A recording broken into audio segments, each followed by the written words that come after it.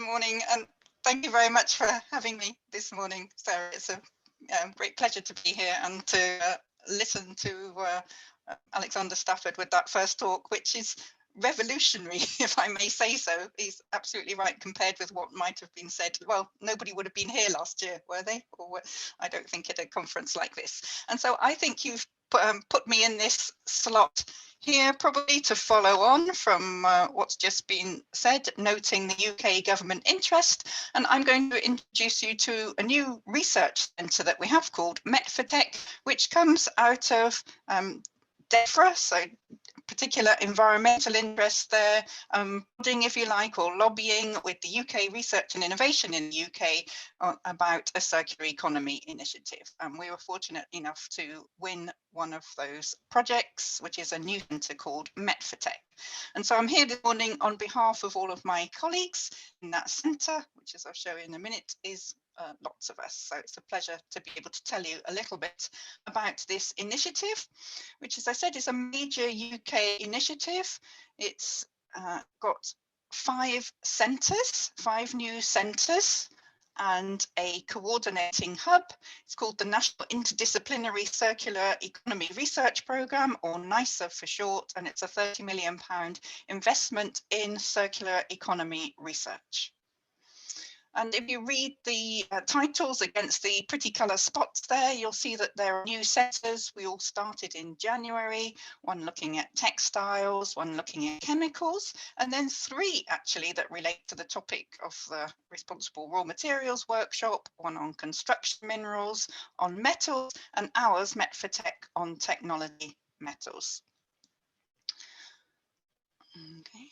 And why then is this in the UK? What's the interest? Well, although we've just been warned not to go completely down the rabbit hole of environmental in talking about the importance of raw materials, I think this programme definitely come out of the climate challenge. And this is a slide from the hub coordinators, and they explain that overall in the UK, we requiring 1.2 billion tonnes of materials to sustain our economy.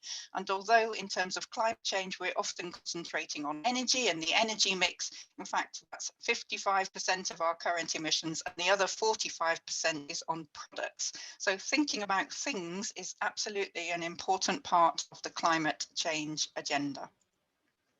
And so that's where we come in then. I think thinking about things, especially things that will generate the clean energy for climate change. That's how we manage to get our technology metals into the mix. We mean by technology metals things on that list. So we do absolutely mean critical raw materials. We optimistically said technology metals because we'd like things not to be critical, of course. That's the point of what we're doing in our research.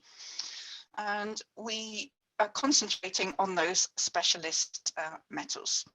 We can't do all of them, of course. We're not that big research centre. So like everybody else, we are already chasing electric vehicles and wind turbines and solar panels, things that are at the top of the UK and really worldwide agenda just right at the moment is securing those raw materials.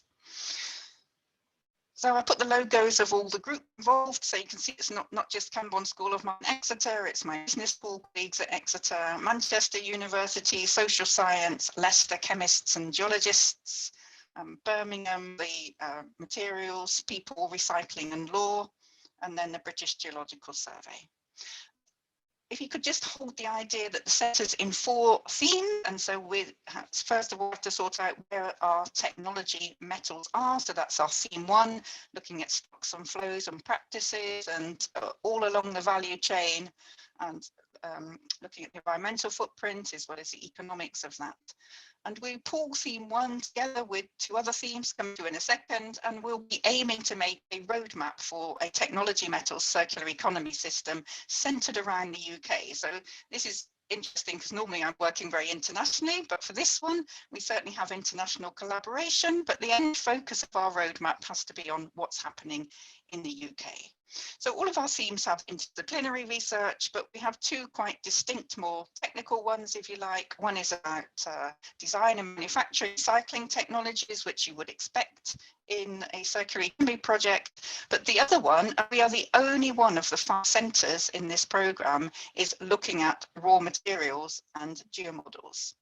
And I think that we managed to justify putting this into our centre because it's really the need for lithium, cobalt and rare earths for clean technologies that's brought the fact that we really need more raw materials, and mining is absolutely part of the answer to the fore. I think so often when we think circular economy, we're always starting in the middle and looking what will happen to products, but with this new energy transition and the materials for that, it's made us turn around and, even if I may say so, the UK government look at where things are coming from. So I think that that has actually been a key and a bit of a revolution that now enables us to put our research into the circular economy agenda. So what's coming now is just a few thoughts then on where we are with mining and primary materials in thinking about circular economy research.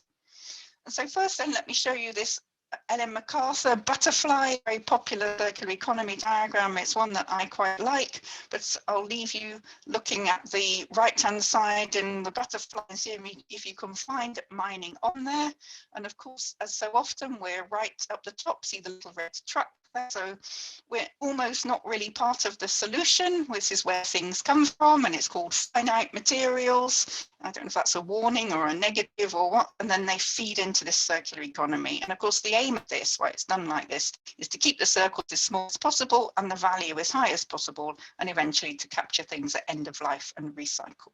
So I think one of our challenges then in thinking about primary raw materials is to integrate ourselves. So we're not just floating off the end of these diagrams, and that we're really integrated nicely into circular economy thinking. And so that's what we're able to do in Met4Tech then, is bring ourselves together. We have this big array of people, and you might be looking to see if there's any faces on there that you recognize, and it's quite likely you will. But this is a big mixture of cycle assessment specialists, geologists, lawyers, social scientists, engineers, material scientists. And I think that's the most important thing in the first few months, is enjoying working together and trying to have these conversations and learn each other's languages. And here's some of the things that I can pick out already then. So we have Pneumatic Area 1, remember that stocks, flows and practices.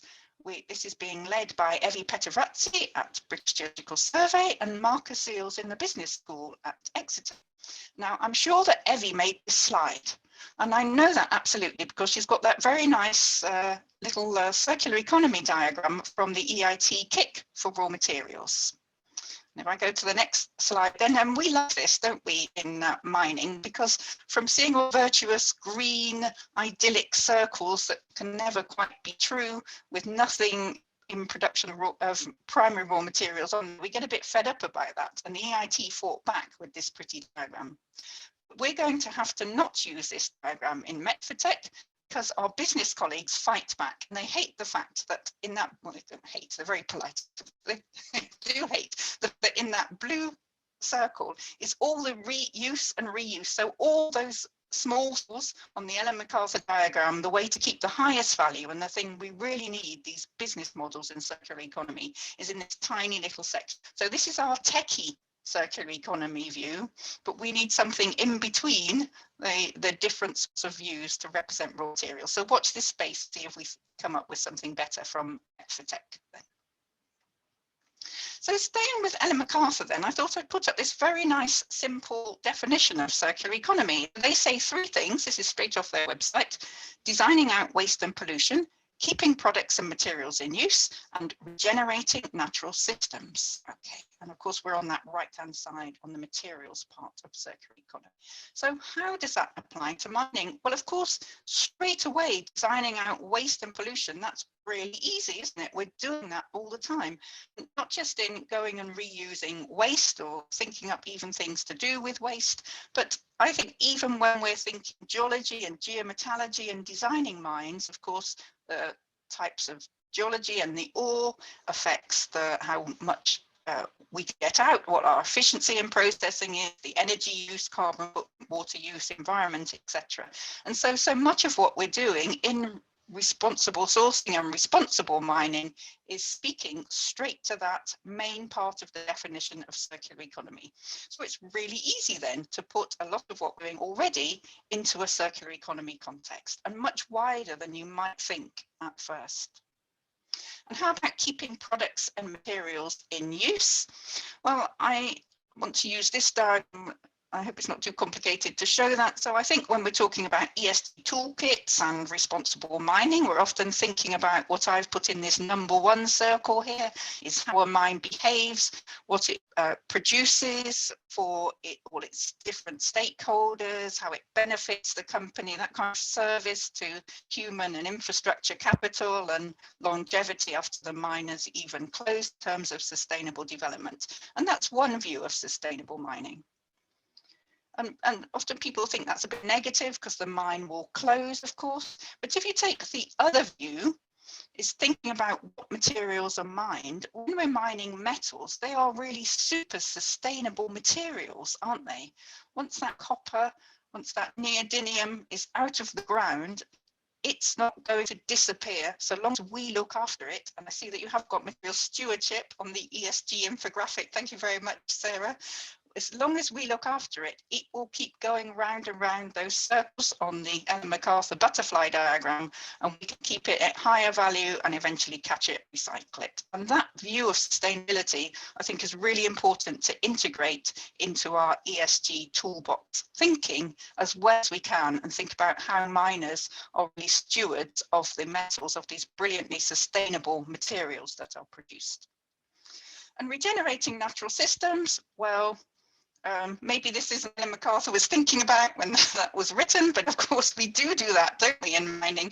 And I put these lovely pictures from B2 Gold where they have a whole rewilding scheme around the mine, and thinking about that in a big way. So looking after our natural environment and making sure that it's well looked after as possible whilst mining, and looked after nicely after mining, is really important part of what people are thinking of in responsible mining already. So it can fit that one too.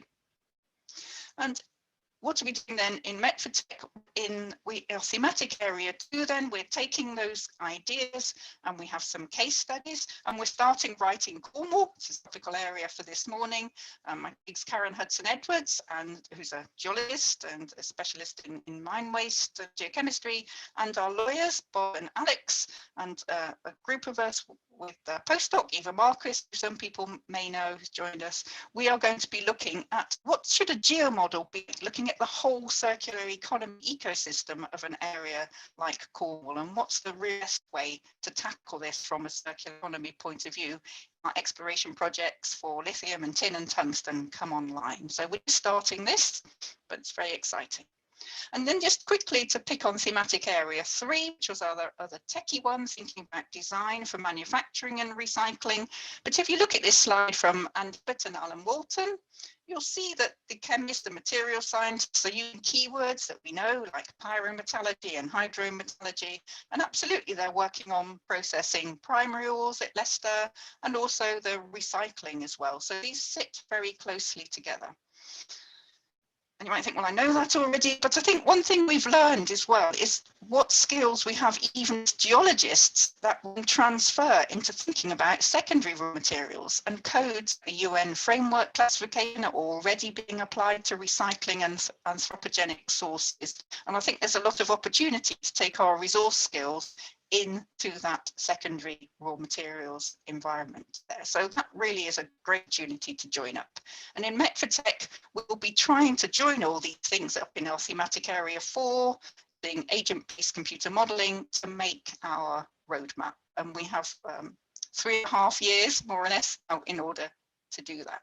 So conclusions then, I think loads of opportunity for integrating primary raw materials in circular economy. The principles absolutely apply right to mining, right from the first stage of exploration geology, and can be part of our ESG toolkit.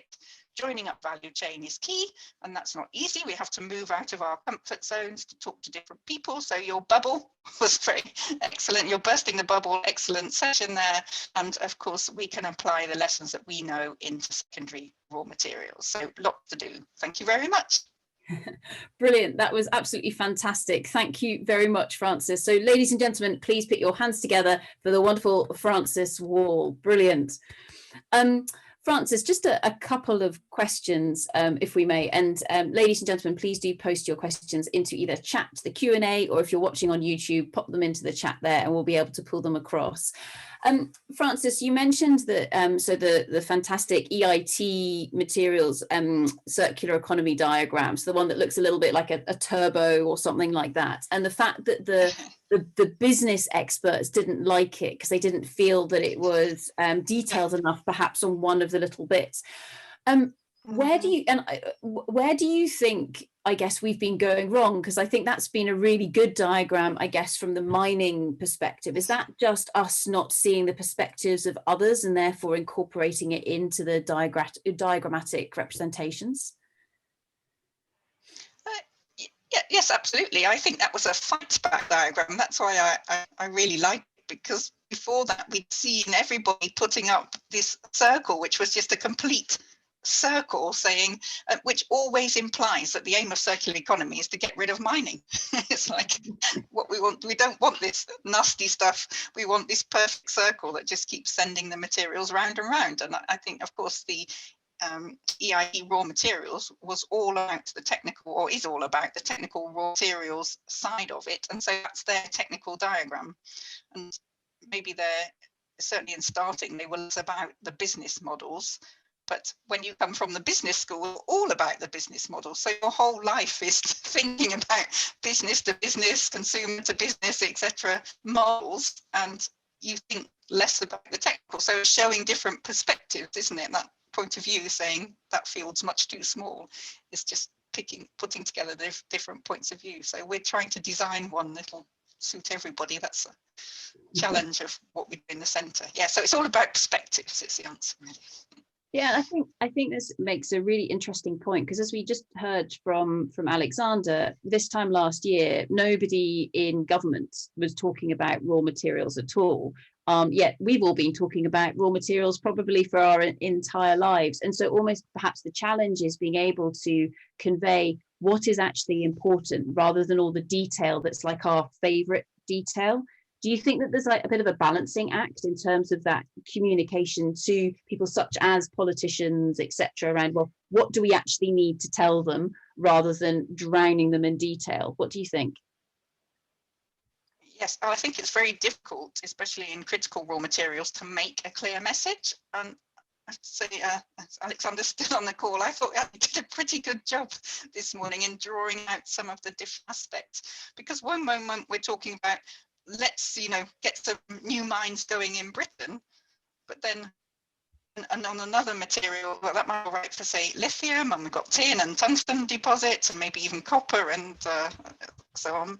But then on another side, on rare earths, we'll be saying, well, we've got to go abroad and do that. And so these are all, and then we'll be talking about processing. And I see someone put a question in the chat about, well, hang on a minute, do we want to do the processing in UK, or won't other countries want to do the processing and gain that part of the value chain, which of course they will. But what processing then? I'd be right up, there's a difference between minerals processing on the site, between the original refining, between making the next stage of the product. So this is all quite complicated, isn't it? And I think you have to be able to distill the messages without losing the technical correctness. But that's an important role for us, isn't it? Is to go to the policy discussions. And sometimes I find myself doing this, and I'm not the professional policy maker, the politician, but I can say, oh yes, but when you process a rare earth deposit, or these are the different types of lithium deposits, and so you're conflating a SAR with a pegmatite or something, and you need to think about the different ways they're processed and the challenges. So we can really help with that, with the technical detail, but we need to be prepared to make that really clear not expect everybody. I think they're, you know, nanas if they don't have the technical detail like we do, because they're experts in different areas, of course, where we're the nanas. And I guess with that, so unfortunately Alexander has just dropped off, so he's going to miss this bombshell of an idea, which is when we're trying to find those really good points within the broader raw materials space. So say, for example, if you're trying to look for the business case of the United Kingdom, and bearing in mind this is a global conference, we're not just British people talking to one another. It's actually saying, well, actually, where could the competitive advantage be for the UK? Because let's face it, the next big copper mine is not going to be in the UK because we do not have the rocks. And of course, that's something that people perhaps don't necessarily understand, is we're not going to have a massive domestic mining industry, but actually where we can influence that raw material space maybe in other angles, such as processing, for example, but we need to be able to do that in the right way. And I guess that's some of the messaging that's coming through. Is that a correct interpretation, Francis? Yeah, yes, and remember that messaging is not just for primary raw materials, it's for secondary raw materials as well. So when we talk about recycling, people sort of assume that will be in the UK until you go and talk to specialists who point out that for some of these, especially for specialist metals, we've got nowhere near enough in the UK to make it worthwhile recycling, and we really need to be teamed up with partners, including, dare I say, in Europe, which is, you know, often close by places to collect these things. So both of, again, the principles are very similar. There are some things we can do in the UK well and should, and there are other things where we definitely need to have international partnerships to make those work best. And I think, again, that's where our technical expertise come in, and that's why we need 4 years to roadmap for the UK to work out how the UK fits into that international environment. So I think that's a bit of a challenge. You know, I'm used to working on rare earths actually, and so I'm really used to always be thinking internationally and working abroad and thinking of deposits abroad. And here we have to centre this Met for Tech set on, you know, research on the UK, but absolutely that is in an international context, both from the point of view of best practice and collaborators from abroad, but very much from looking at how the value chains work, and many of those will of course be very much in an international context, linking with partners abroad. And we have to work out what can be done in the UK and what really should be on our roadmap with international partnerships. Brilliant. Thank you very much for that, Francis. And if people are interested in a lot of this, I refer you back to Andrew Buchanan's short spiel yesterday from the Mineral Processing Institute, where there's lots of research going on into things like recycling and design of batteries, etc., as well. So Francis, thank you so much. Ladies and gentlemen, put your hands together for the wonderful Professor Francis Wall. Thank you very much, Francis.